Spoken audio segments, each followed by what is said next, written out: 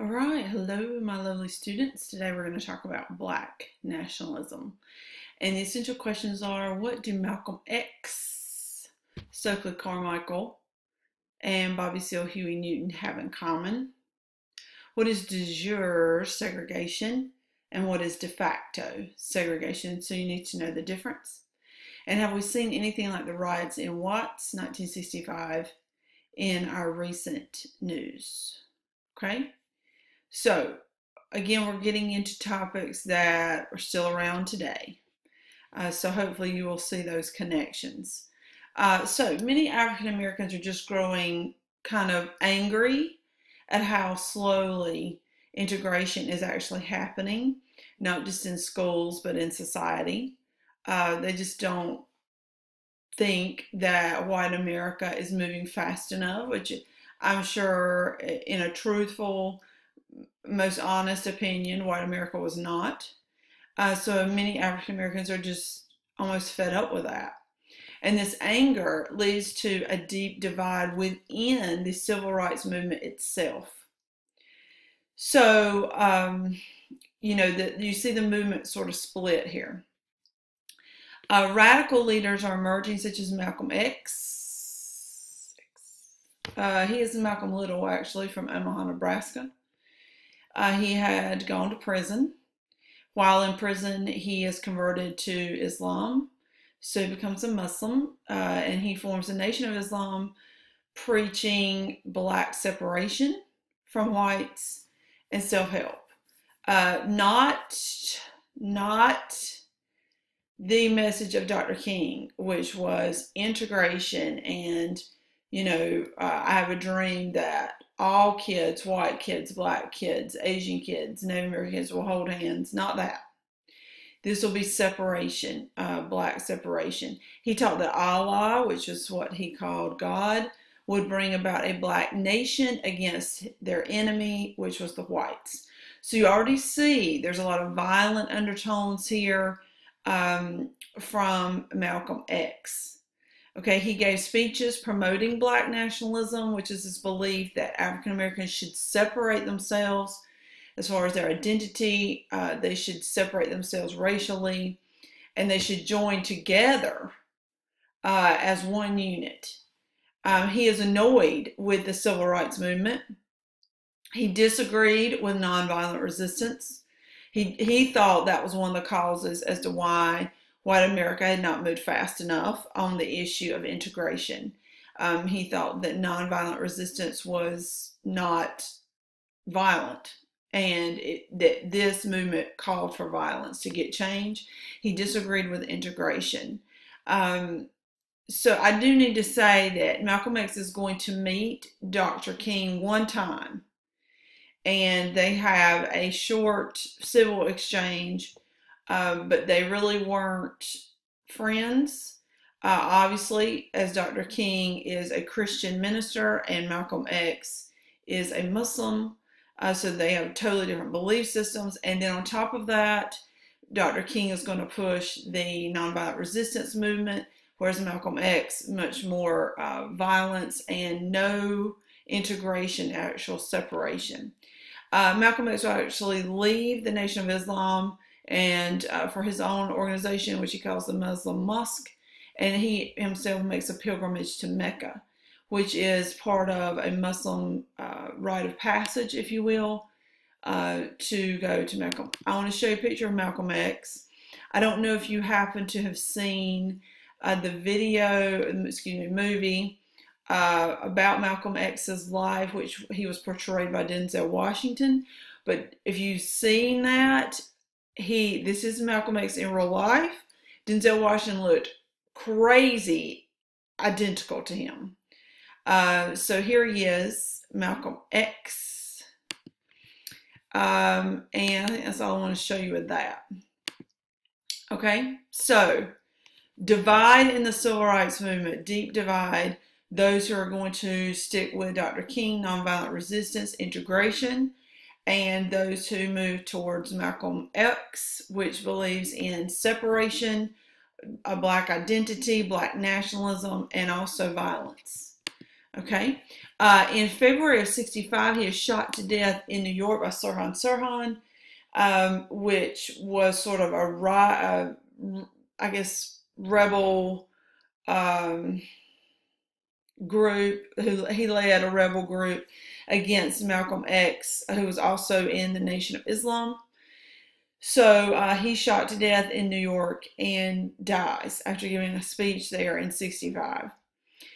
Meanwhile, SNCC leader, remember SNCC, Student Nonviolent Coordinating Committee, which had kind of gone along with Dr. King.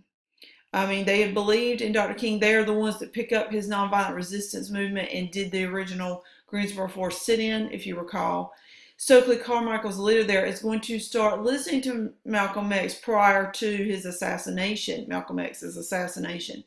And SNCC and Carmichael start becoming more radical as they're listening to more of Malcolm X's speeches.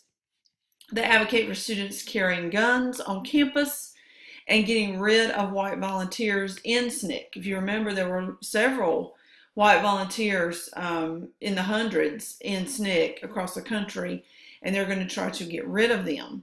Again, making African Americans more unified, getting rid of the whites. And Carmichael will repeat, we want black power, as a call to unite, recognize their African heritage, and sort of man up, if you will, especially with a military type man up with guns. Okay. In the fall of 66, Black Panthers form, which is a militant political party. So they're going to run candidates. Militant meaning they walked around in military garb and had weapons on them, led by Bobby Seale and Huey Newton. They wanted the government to rebuild the ghettos, to make those areas better. They also wanted to stop police brutality, which is a theme today in the news of many of these protests and marches to stop police brutality against African Americans. And they wanted to confront white authorities. They quoted Mao Zedong, which is the Chinese dictator. Power flows from the barrel of a gun. So certainly the Black Panthers are militant. They sort of pick up with Malcolm X's philosophy of violence is necessary. Malcolm X actually gives a famous speech, which you will hear later, called Any Means Necessary. So that advocates violence. Okay, so let me go backward. Here is Stokely Carmichael, SNCC leader, who gets more radical, leaves Dr. King. You see Black Power in the background. And SDS, I want to point that out. We'll do that later when we do the counterculture. This is Students for Democratic Society. And that just tells me that this speech was given, of course, on a college campus, which more likely SNCC would have been anyway. So I want to show you that. Black Panthers, here they are. So they wore all black, did the Black Panther symbol. And I should have shown you in the Olympics. I'll try to find that. That's very famous. I'll find that in a second. And one more thing. I just got to show you this because it just wouldn't be right if I didn't. This scene from Forrest Gump. So funny.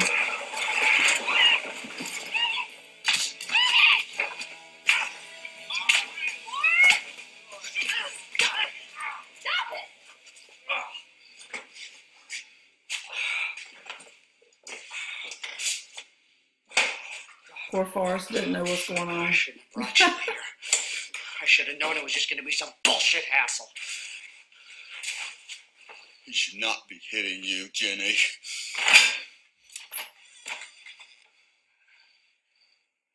Come on, Forrest.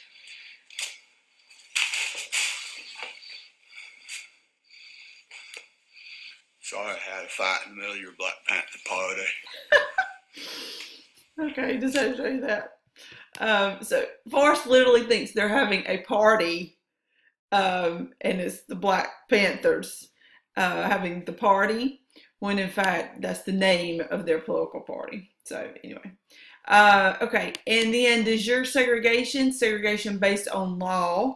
So jure, think of jurisprudence. Jurisprudence means study of the law. So jure is segregation based on law. De facto is where we naturally segregate ourselves in the lunchroom. in our churches, that we just naturally segregate our own communities, which leads to, obviously, obvious segregation. De jure would be that the government has passed laws, like the Jim Crow laws saying separate water fountains. Facto is by choice that we segregate. And then we have the riots in Watts. This is August 11th of '65. This is a community in Los Angeles. Police arrest a black man for driving drunk. A crowd gathered. The man resists arrest, and then the police beat the man nearly to death. Crowds started looting stores, breaking windows. The National Guard is called out, and 34 people die. So this is a mess. When I said they start looting stores and breaking windows, oh no, I can't open that picture. Maybe it will open. That was weird. Here it is. Okay, so I mean, trashed the community of Watts. But certainly the police beating the man nearly to his death was ridiculous. And so the people just got angry and sort of retaliated in that sense. In April of '68, Dr. King is shot dead in Memphis on the balcony of his hotel, which sparked lots of riots also and saw the end of nonviolent change, which I'm sad to tell you. And these riots, I don't think, that's really a sad thing, because that's not what he was about. And then in June of '68, Robert Kennedy decides to run for president. He wins the California primary and then is shot and killed. And I can explain that more, if you'll remind me, in class about his death.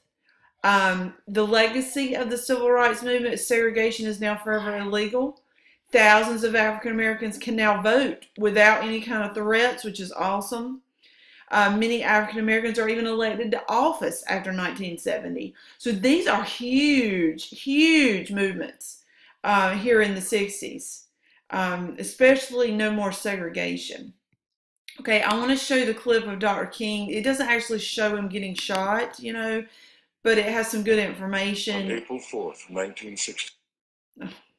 On April 4th, 1968, Dr. King stepped out onto the balcony of his motel room in Memphis, where he had been meeting with Ralph Abernathy, Jesse Jackson, and others. From across the way, a single shot was fired. Martin Luther King fell dead, murdered at the age of 39. James Earl Ray was convicted of the murder of Martin Luther King. King was a man with extraordinary gifts. A dreamer with a vision of equality he shared so generously for the good of humanity. So he's shot by James Earl Ray, and that is just absolutely tragic to the civil rights movement. And I'm not sure it's ever really the same after Dr. King is assassinated. Then Robert Kennedy assassinated, which doesn't have the same level as far as civil rights movement, but he was John Kennedy's brother and much more into civil rights even than John. And a lot of people thought he would go straight to the White House and push through even more legislation for African Americans, but he shot before that could ever happen. I'm going to pause this just a second and see if I can find that picture of the Olympics, and I want to definitely show you that. Hold on one second. Okay, here's the picture that I wanted you to see. And I am using Wikipedia, but just because it'll be a quick resource for us. This is the '68 Olympics, and it says it was a political demonstration conducted by African American athletes, Tommy Smith, John Carlos, during their medal ceremony on October 16, '68. In Mexico City. Smith and Carlos won the gold and the bronze in this track and field event, 200 meter, and they turned on the podium to face their flags to hear the Star Spangled Banner, and they raised a black gloved fist and kept them raised until the anthem had finished. It says in his autobiography, Silent Gesture, that Smith stated this was not a Black Power salute, but a human rights salute. It is regarded as one of the most overtly political statements in the history of the Olympics. So we have to go on his word. He's saying it's a human rights salute, but this was known as the Black Power symbol. I don't think it's an accident. That's the way that they chose to demonstrate. So that's sort of a cool connection. If you're able to go to the African American History Museum in Washington, D.C. at the Smithsonian, they have a huge statue to